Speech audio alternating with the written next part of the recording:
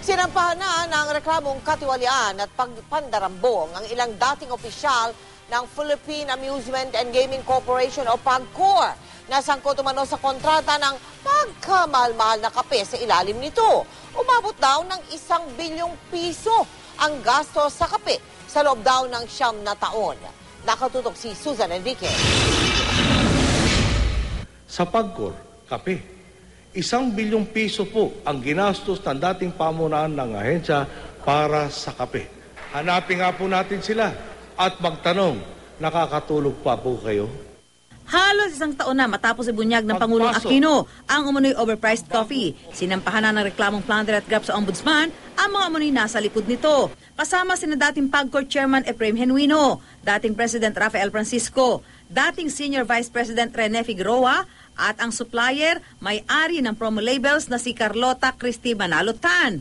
Sa 25 pahinang reklamo nakasaad na mula 2001 hanggang 2010, pumasok sa isang concession agreement ang 4 para sa pagbebenta at pagbili ng kape.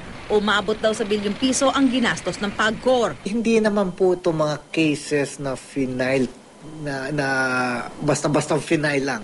Matagal na po itong pinag-aaralan, nagkataon lang po ngayon na i-file. Ngayon, pag hindi natin na i-file, ngayon sasabihin nila, bakit ang bagal-bagal nyo, hindi nyo pa na-file itong mga kasong to.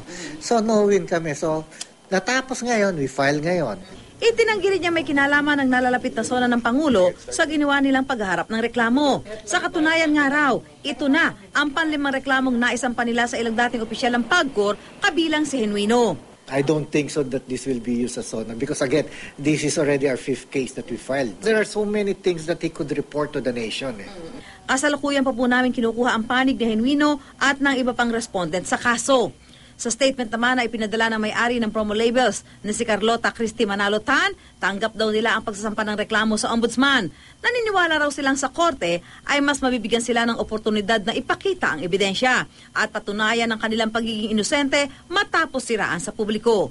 Susan Enriquez, Nakatutok, 24 Oras.